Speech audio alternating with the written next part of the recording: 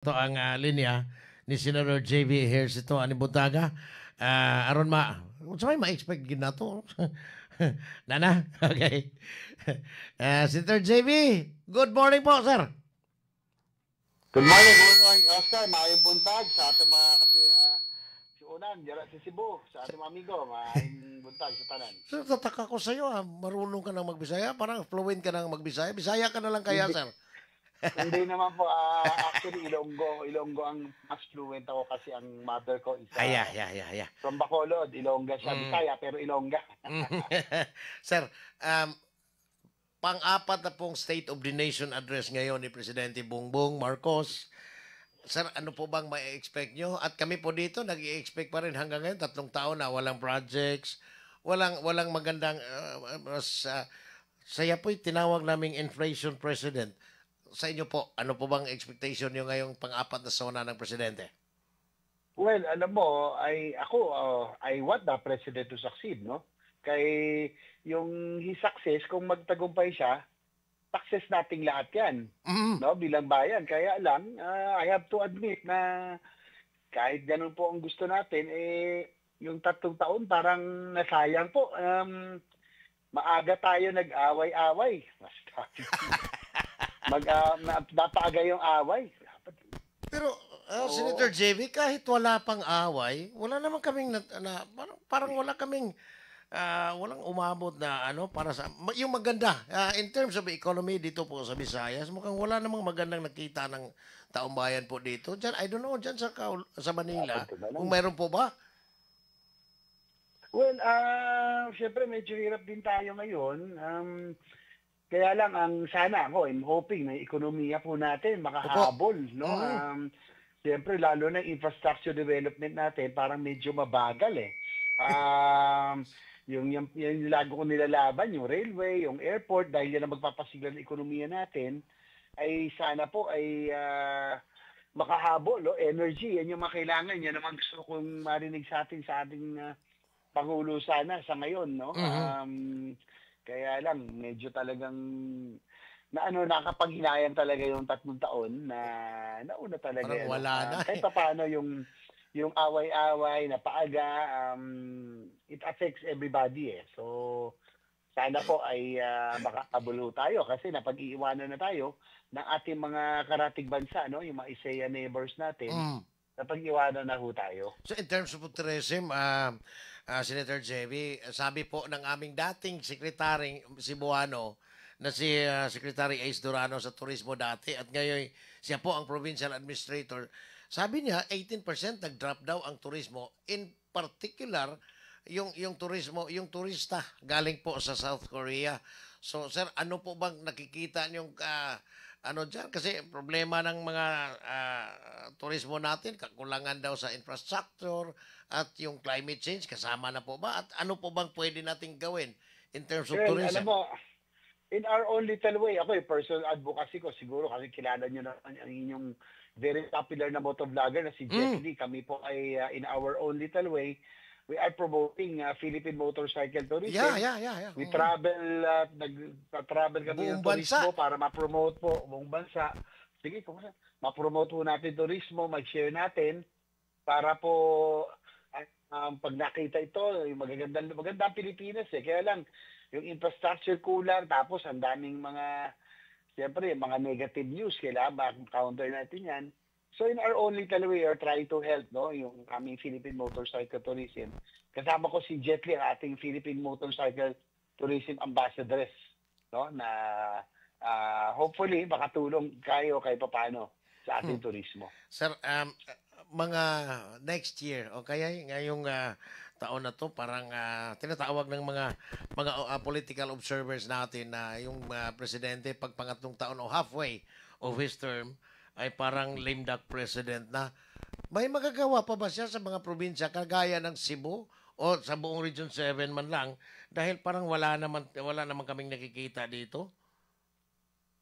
Well, we are hoping, sana po sa Cebu, ako, yung advocacy ako nga, yung mga infrastructure, hopefully yung BRT, mag-resume na yung bus rapid transit kasi kailangan na ho natin po yan. Mm. Especially in Cebu, lumalala na po yung traffic, no? Doon nadagdagan yung mga sasakyan, maliliit ang mga kalye. Mm. So hopefully BRT, LRT, kung ano man ang kailangan, sana pagtulungan po natin yan. Yung improvement ng airport, kasi kailangan lahat po natin to for tourism, para kailangan convenient. Mhm. Ako naman, my end, yung mga railway system dito sa Luzon, sa Mindanao, talagang tututukan ho natin yung improvement ng airports, lalo na yung mga regional airports para maging mas efficient sila, mas mapuntahan po sila ng turismo.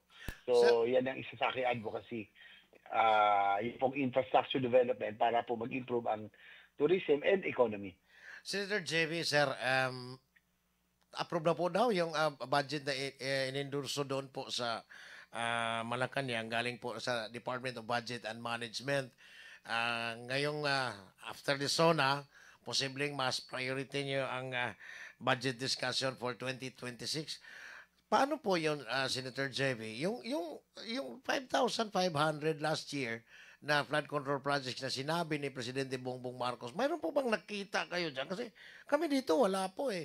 At saka parang wala namang silbi dahil nung I think 2 weeks ago, binaha kayo dyan. Hanggang ngayon, sabi ng mga tagapakinig nating mga Cebuano na nandyan din sa Manila Grabe. ngayon, nagbabaha pa rin. Mayroon pa bang posibleng Grabe. posibleng mga flood control projects in the coming in the next budget, Senator JB, kung sakaling ano pa bang stand nyo dyan?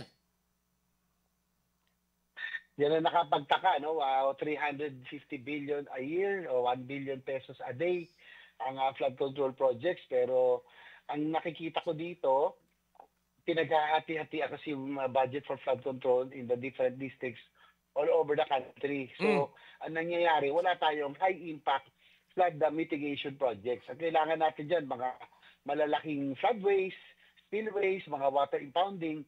Ang nangyayari po, panay drainage improvement, saka slow protection, halos lahat ng ng ating mga ilog simentado na.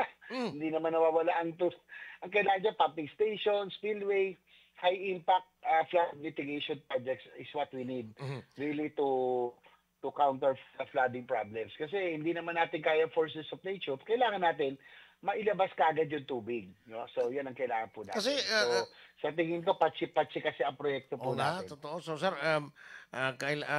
mga congressmen to sa kanilang distrito ay mayroong mga flood control projects pero ito'y nagbibigay ng malaking damage sa ating agrikultura. Kayo po, from half Bisaya rin kayo, Senator JB. Ano po bang tulong nyo? Nakikita niyo po dito sa Visayas kasi yung agrikultura din namin apektado, buong bansa apektado kung may malakas na ulan, kahit mahinang bagyo, malakas na ulan, magbabaha na naman. Sir, ano po bang dapat nyong gawin? Kung meron kayong posibleng panukalang batas para sa 28th Congress in terms of agriculture, Senator JB? In terms, kung ano ba yung natin, yung flood control, kailangan talaga high impact Mhm. flood control projects. Sana wag natin paghati-hatian. Hindi natin pwede yung patsi-patsi na proyekto. Kailangan high impact nga yung mga binanggit ko kanina. Sa agrikultura naman, in my own little way, tulong sa ating pong sa ating mga magsasaka, I am the principal author and sponsor and author of the Anti-Agricultural Economic Sabotage. Ayan, Para natandaan ko po, sir. Maraming Opo. salamat po dyan sa kaya ginawa mong batas, Senator JB. Ako po ang principal author niyan para naglalayo na maproteksyonan ng ating mga farmers, mapalakas yung ating sektor ng agrikultura. So in my own little way, kahit napasa naman tayo sa iba't ibang sektor tulad ng anti-agriculture economic sabotage. So hopefully lang, ma-implement ng tama at maayos para naman talagang maproteksyonan ng ating farmers and at the same time, mapalakas natin yung sektor ng agrikultura. Senator JB, wala na pong impeachment kasi pinatay ng Korte Suprema. Sir, ano po bang mga this 28th Congress, ngayon po, umpisa na yung sesyon nyo, ano po bang mga iba pang mga posibleng magiging batas na ginawa mo?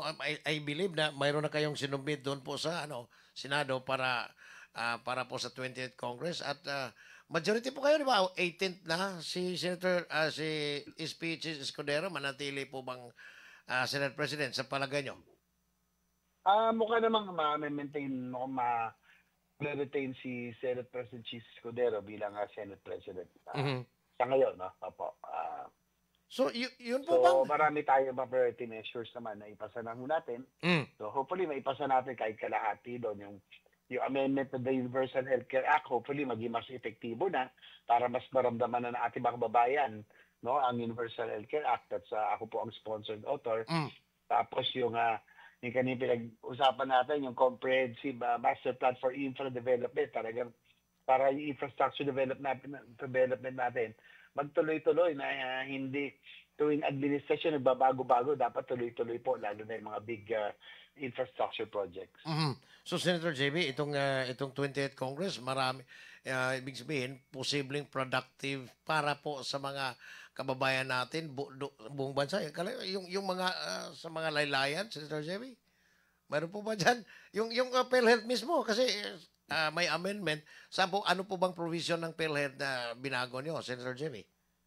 Hindi po, yung Universal Healthcare Act ay pasado na po Pasado yan. na po yan, batas na yun. Magkakaroon po tayo ng oversight committee para tignan kung saan po nagkulang ang implementation nito. Ang PhilHealth po, kailangan tignan ho natin bakit po. Kasi lahat ng Pilipino ngayon, under dito sa batas na ating po pinasa, ay automatic membro na ng PhilHealth. Mhm. Ang kailangan ho natin, ang PhilHealth, lumaki ang participation. Ibig sabihin, pag may ma-hospital sa atin, kailangan at least 30, 40 o 50% ng hospital bill sinasagot ng PhilHealth. Aha. Ayun po sa Universal Healthcare. Kaya nangyayari po, tinitipid po nila. So yan ang dapat natin tingnan dahil ang napakagandang batas ng Universal Healthcare Act, this is a landmark legislation na kahit paano naman na ipasa po natin para makatulong sa ating mga kababayan. So, ibig sabihin, Senator JB, yung IRR lang po, ang implementing rules and regulation ang babaguhin dyan?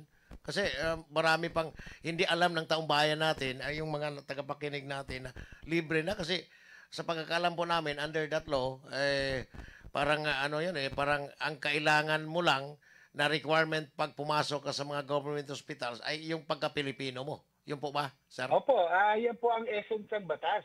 Mhm. Na ating pong pinasa, under the law, each Filipino is now automatic a member of PhilHealth. Mhm. Ang kailangan lang po natin, tignan ang PhilHealth, yung kanila pong case rate, i-adjust para tumaas yung kanilang participation.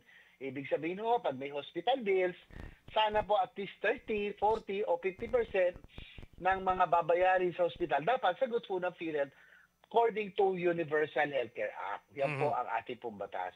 So hindi na yung mga tagapigil natin, kapati po kami, Senator JB, hindi na matakot na magpapagamot kasi dahil sa ginawa mong batas, yung nakikinig sa atin ngayon, mukhang happy sila dahil yung pagka-Pilipino mo lang ang kailangang requirement para po makapagpagamot doon po sa ating mga hospital. Well, marami pang kailangan gawin kaya nga magpapatawag ho tayo ng oversight committee hearing on Universal Healthcare Act para makita kung saan nagkulang, kung saan natin pwedeng i-address yung mga problema para mas maging epektibo po ito. So hopefully, we're hoping in the next 2 to 3 years, magawa natin to. Talagang maramdaman ng bawat Pilipino pag nagkasakit sila, ay nandyan ang gobyerno para umalalay at sumagot ng kanila pong babayarin sa ospital, no? So, alam mo, pinipressure, tayo, 3 years, I have 3 years to go, hopefully, hindi natin sigurado.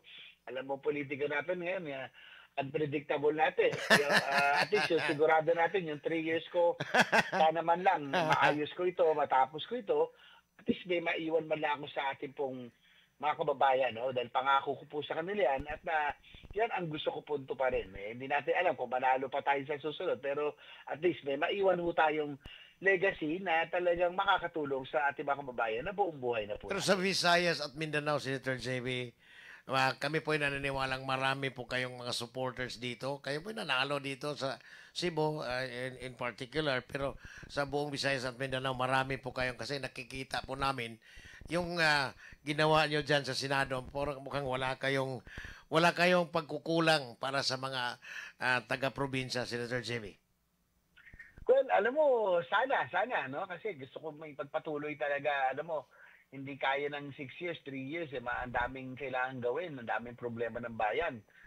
Yung infrastructure na pinag-usapan natin, mga airports, railways, mga BRT, ilang taon yan.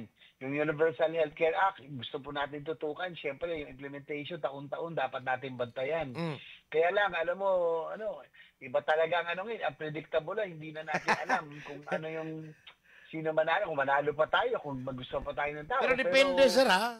Sa amin hopefully na dito. lang. Dito sa Visayas, sir. Hopefully. Nanonood ng performance taong naman, bayan sa mga Opo. performance nyo dyan, yung mga minsan, kasi iba na ngayon dahil sa social media, marami nang nag-aabang sa mga binoto naming senador. Kaya nga, yung mukhang medyo mahina, ay hindi na ibuboto. Pero kayo po, sa tingin namin, babalik pa kayo sa inyong second term sa 28, Senator Jimmy. Sana po. Kasi alam mo, kung di naman sa pagmamayabang, Ang dami mong ginawa eh. Kung sa performance sa track record lang, marami tayong nagawa. Kaya lang, sad to say, talagang ang national election natin, more of popularity than performance eh. Tama po. Basta tinitignan talaga yung popularidad, hindi naman tayo popular kumpara sa iba, pero nagtatrabaho tayo. Marami ring nagawa. Maraming nagawa para po hindi sa mga mayaman, para sa amin po, Senator JB. Bagamat paminsan-minsan lang kami makaano sa time nyo, pero in some other time magpapalo up din kami, Senator JB, sa mga Salamat. ginawa nyo dyan sa Senado. Well, marami tayong pagtutulungan dyan, lalo na yung bagong governor natin. Yeah, oo. Ambare 4 ay nagkausap kami, small world naman, kasi dati po siyang Cathay Pacific Yes. flight attendant, yung misis ko rin, dating Cathay Pacific. So, kumbaga naging common common friends, nakausap ko siya, nang nakakatuwa kasi ang priority niya is sa healthcare. Yeah, So, tama.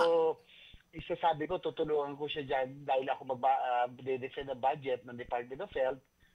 Humingi siya ng tulong. Sabi ko, sige, tutulungan ko siya dahil Sana pupuntahan mo dito sa Kapitolyo, isa sir. rin sa advocacy ko niya. Isa sa advocacy ko po ang healthcare. So, lalo na ang V. Soto, may mga good news sa Central Visayas, ang V. Soto Medical Center at yung dyan sa Bohol naman, yung Galyares Medical Center. Galyares, Celestino Galyares. Celestino Galyares. Sa tayo po nagpondo, these two facilities will become a specialty center. Meaning, magiging heart center, lung center, kidney center, and cancer center na po sila. So, in the future, hindi na kinakailangan magpunta pa sa Manila yung ating mga kababayan. Diyan lang po sa Cebu at sa Bohol, mga taga Central Visayas ay kaya na pong gamutin. Senator JB, isingit ko lang po ito. Itong probinsya ng Cebu ay we have 4 provincial hospitals under the management of the province of Cebu. We also have 12 district hospitals, sir. Nangangailangan ng renovation sa building, kailangan ng mga medical equipment. Sana, sir, makita mo at makapunta ka dito sa Cebu para makita mo yung problema ng aming mga pagamutan dito sa buong lalawigan ng Cebu dahil para hindi magtatambak yung mga pasyente doon po sa Vicente Soto Memorial Medical Center. Senator JB. Well, ginagawa naman po natin yan sa aking pag-iikot pag nagmumotor ako. Pag meron ako provincial visit, pag may chance, tinitignan po naman natin. Nakapunta na ako sa V. Soto, kaya nga gagawin natin specialty center. Hopefully, this time, pag may chance, pagkasama si Governor Pam, we will visit the other provincial hospitals na pwede ko natin matulungan. Sige po, Senator JB. Kami po ay magpapasalamat sa inyong ginawa at saka sa future niyong gagawin sa 28th Congress. Maraming salamat po, Senator JB, in the future. At saka ngayon, kami po ay mag-aabang sa inyo at sisingilin din namin nyo. Salamat. Ang lahat ng mga... Rest assured na itong next 3 years natin, may first term again, hopefully, ay ma-improve natin yung mga health services, especially dyan sa Central Visayas, in particular sa Cebu. Pero yung pong Soto, yan ay siguradong na magiging heart, lung, kidney, and cancer center. So, yung mga complicated disease, open heart surgery, kidney transplant, at iba pa, ay kaya nang gawin po dyan sa mga susunod na taon. Senator JB, maraming salamat po at ingat po kayo dyan. Good luck sa inyong 20th Congress dyan sa Senado. Salamat din.